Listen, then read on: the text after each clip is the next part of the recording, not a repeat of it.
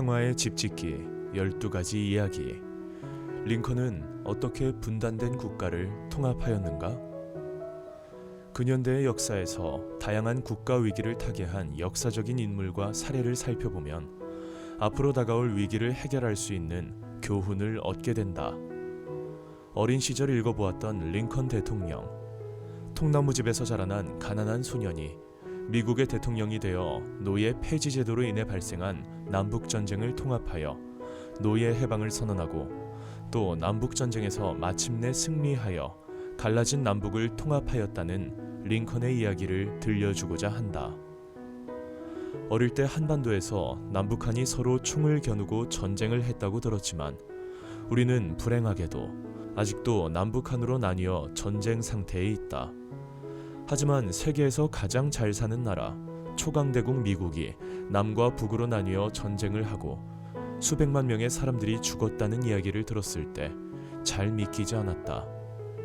미국에 유학하던 시절 중북부 오데호 연안의 미시간, 일리노이, 위스콘신이나 미네소타주에서는 남북 갈등의 흔적을 별로 볼 수 없었지만 남부로 가보면 예전 남북은의 깃발을 집이나 상점에 달고 있는 경우도 볼 수 있었다. 미국 남북전쟁이 일어난 지 100여 년이 지난 지금도 남부와 북부의 주에는 그 상처가 완전히 치유되지 않고 사람들의 가슴 속에는 적대감과 멸시의 감정이 여전히 남아있는 것 같다. 미국이 어쩌면 남부와 북부로 나눠져 분단된 두 개의 나라로 존재할 뻔했지만 그 위기를 극복하고 남부와 북부 미국인들의 상처를 어느 정도 치유할 수 있었던 것은 아브라함 링컨 대통령의 탁월한 지혜와 지도력 덕분이 아니었을까? 바람과 함께 사라지다라는 영화로 우리에게 친숙한 미국의 남북전쟁은 노예제도가 발단이 된 미국 역사상 가장 참혹한 전쟁으로 군인 62만 명과 무수한 민간인들이 죽었다. 북부 남성 중 20에서 45세 연령의 약 10%가 남부 백인 남성 중 18에서 40세 연령의 약 30%가 사망했다. 가난한 통나무집에서 학교도 제대로 다니지 못한 링컨은 독학을 통하여 변호사 자격 시험에 합격하였다. 링컨은 미국 역사를 공부하면서 독립선언문에 있는 모든 사람은 태어나면서부터 평등하며 생명, 자유, 행복을 추구할 권리를 갖고 있다는 글자 그대로를 자신의 삶의 체험을 통하여 믿었다. 그리고 1857년 드레드 스콧 사건에서 대법원은 노예 금지가 헌법에 나와 있는 사유재산권 보장에 어긋나기 때문에 국회는 어디서도 법으로 노예 제도를 막을 수 없다는 판결을 내렸다. 이에 링컨은 대법원의 결정을 존중해야 한다면서도 드레드 스콧 사건의 판결은 엄연히 잘못된 판결입니다. 그동안 대법원이 스스로의 결정을 뒤집은 경우가 몇 번 있었습니다. 이번 판결도 대법원이 모든 방법을 다해서 스스로 취소해야 합니다 라고 주장하여 노예제도 폐지론을 대표하는 연설가로 손꼽히게 되었다. 1861년 3월 4일 에이브러햄 링컨이 대통령에 취임하기 전 엘라베마주 몽고메리에 모인 7개의 남부주 대표들은 새로운 정부를 세우고 새로운 헌법을 제정하여 합중국에서 분리 독립하겠다는 결의안을 통과시켰다. 그리고 전 미시시피 상원의원인 제퍼슨 데이비스를 아메리카 연합국의 임시 대통령으로 선출했다. 이 시기 공화당은 극단적인 의견 대립으로 사분오열되어 있었다.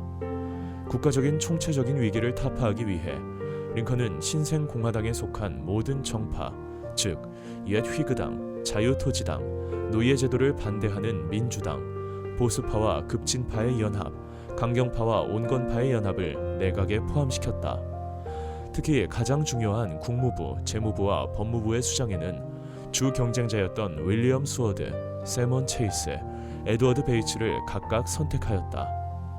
링컨은 개성이 매우 다른 그들을 합중국을 향한 충성심으로 융합할 자신감이 있었고 실제로 다른 관점을 예상하고 대비함으로써 그들의 정서적인 욕구를 이해하고 충족시키며 동료들을 상호 존중하고 존경하되 모든 책임감을 떠맡음으로써 궁극적인 승리인 미합중국의 보존과 노예 해방을 성취할 수 있었다.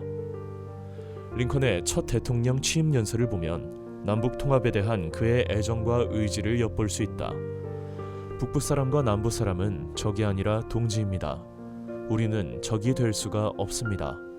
격렬한 감정이 우리의 애정의 유대를 왜곡할 수는 있어도 끊어놓을 수는 없습니다. 미합중국으로부터 분리 독립하겠다는 결의안을 통과시킨 남부 7개 주들은 링컨 대통령에게 대표를 보내어 연방 자산을 지불하고 미국과 평화 조약을 시작하였으나 링컨 대통령은 남부 대표들과의 협상은 무조건 거절하였다. 링컨의 생각으로는 이들이 합법적인 정부가 아니며 이들과 조약을 체결하는 것은 완전한 독립정부로 인정하는 것이기 때문이었다. 남부 7개 주로 구성된 아메리카 연합국은 1861년 4월 12일 사우스캐롤라이나주 섬터 요새를 공격하면서 전쟁을 일으켰다. 이에 링컨 대통령은 북부군의 지배하에 남아있던 23개 주, 캘리포니아, 코네티컷, 델라웨어, 일리노이, 인디애나, 아이오와, 캔자스, 켄터키, 메인, 메릴랜드, 매사추세츠, 미시간, 미네소타, 미주리, 뉴햄프셔, 뉴저지, 뉴욕, 오하이오, 오리건, 펜실베이니아, 로드아일랜드, 버몬트, 위스콘신의 의용군을 요청하였다.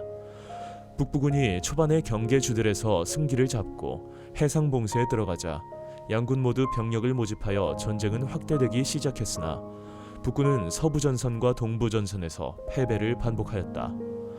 링컨은 전쟁 초기부터 워싱턴 주변의 군대와 전쟁터를 방문하여 병사들의 사기를 돋아주었다. 링컨은 병사들과 함께 식사를 하였고 병사들의 막사를 둘러보고 가족들의 안부도 물어보았다. 퇴역 군인을 위한 휴양소를 방문하여 허물없이 대화를 나누었고 북군과 남군의 병사들을 똑같이 보살폈다. 백악관을 방문해 환영받거나 애로사항을 전달하는 등 링컨 대통령과 만난 병사가 거의 2,000명에 달하였던 것으로 추정된다. 이들은 링컨에게서 느꼈던 신뢰, 공감 능력, 책임감, 친절함, 그리고 자상함을 동료들과 가족들에게도 이야기하고 편지를 통해 전달하였으며 합중국을 위해서 그리고 노예 해방이란 대의를 위해 기꺼이 목숨을 바쳤다. 남부군에게 타격을 주는 동시에 북부군에게는 흑인 북부군의 인력이 될 수 있었던 노예 해방에 대하여 링컨은 군사적으로 꼭 필요하며 미국을 지키는데 절대적이고 본질적인 것이라고 내각에 발표한다. 몇 달 후 1862년 9월 노예 해방 선언을 통해 남부 주들에서 노예제를 폐지하는 것을 전쟁의 목표로 하였다. 나 에이브러햄 링컨은 육군과 해군의 최고 사령관으로 합중국의 보존이란 목적을 성취하는 데 적합하고 필요한 군사적 조치로서 어떤 주에서나 노예로 여겨지던 모든 사람이 1983년 1월 1일부로 영원히 자유의 몸이라는 것을 명령하고 선언한다. 그리하여 이 점에 관련된 합중국의 헌법적 권한은 실질적으로 인정되지 않고 유효하지도 않으며 주장되지도 않을 것이다. 여러 세대 동안 노예로 살던 남부의 350만 흑인에게 자유를 약속한 링컨의 선언 이후 수십만 명의 노예들이 북부군으로 탈출하여 군인과 선원으로 복무하면서 북부군의 승리에 기여하였다.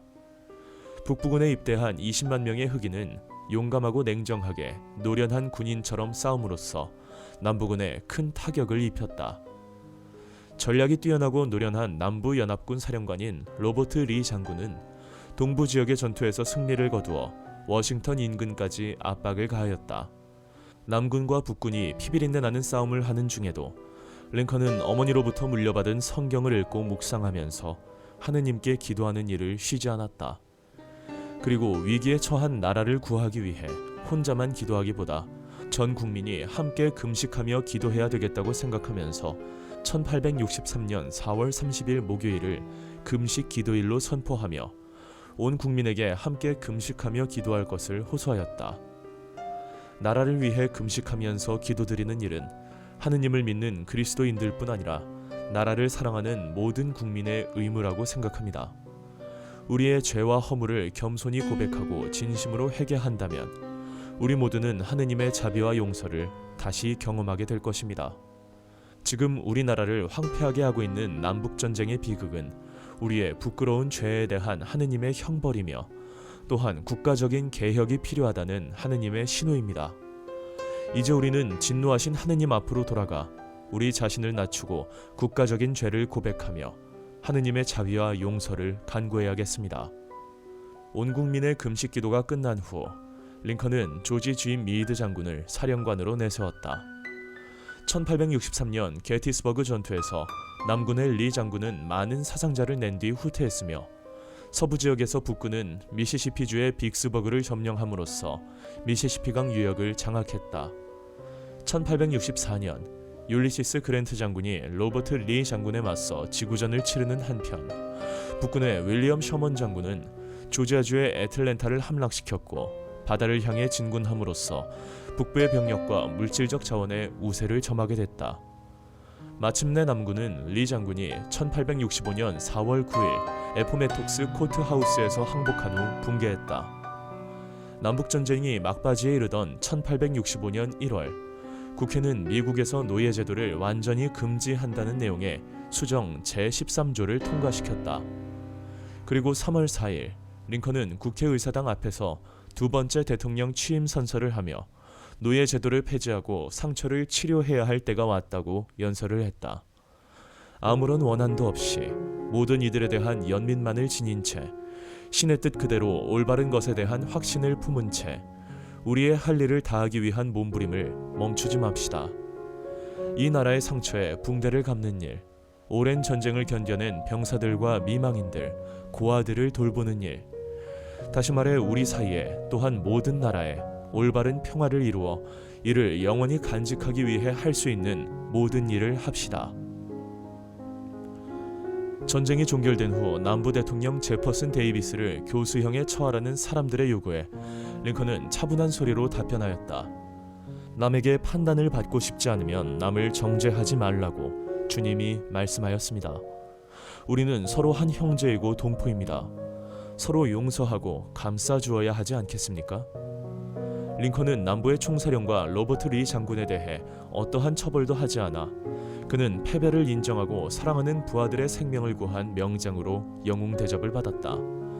그리고 남부인들과 반란군들을 관대하게 대했으며 형제와 긍휼로 대하며 지체하지 않고 이렇게 공포하였다.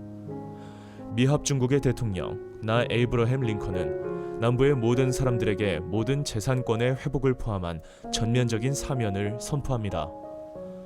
그리고 남부 사람들에게 지나치게 관대하다는 급진파들의 비판에도 불구하고 남부 재건 계획을 발표하여 남부와 북부가 손을 맞잡고 힘을 모아 미합 중국을 다시 건설해야 한다고 설득하였다. 우리 모두는 남부의 주들이 탈퇴했다 돌아온 것을 형제들이 집을 나갔다가 돌아온 것으로 생각하고 그들을 도와주면 절대 죄를 물어서는 안 됩니다.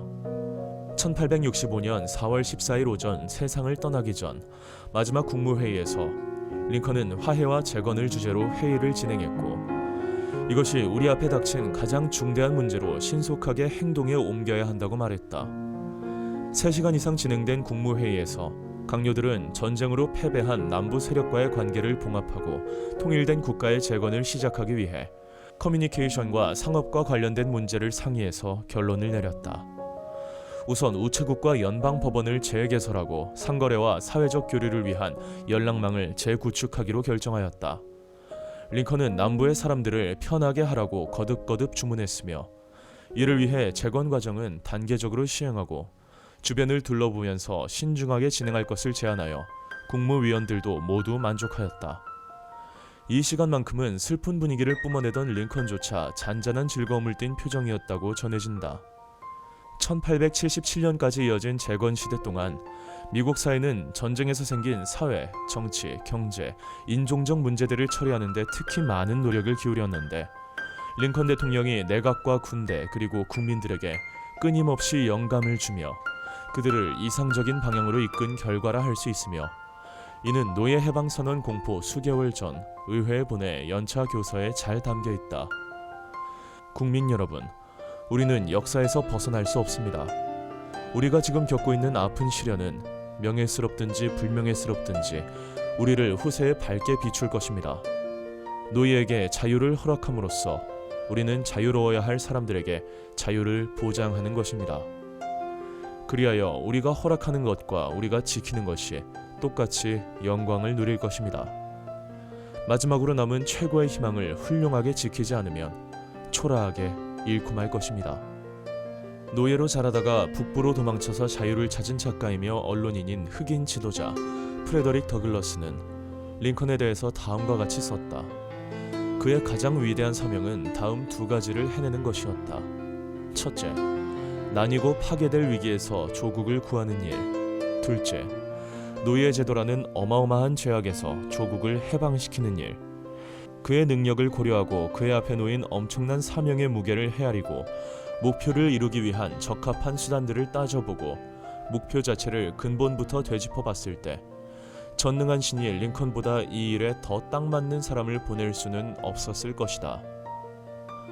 링컨 대통령은 남북전쟁이란 국가 분단의 절대절명한 위기에 직면하여 내각을 다양한 정파의 탁월한 인재로 구성하고 스스로 책임을 지고 상호 존중하고 겸손하게 솔선수범하며 균형감과 평정심을 유지하는 모범을 보여 시너지를 얻고자 하였고 연방보전과 노예제 해방이란 목표를 통해 남북전쟁에서 승리함으로써 미국이 자유시민 국가로 가기 위한 거대한 발자국을 남겼다.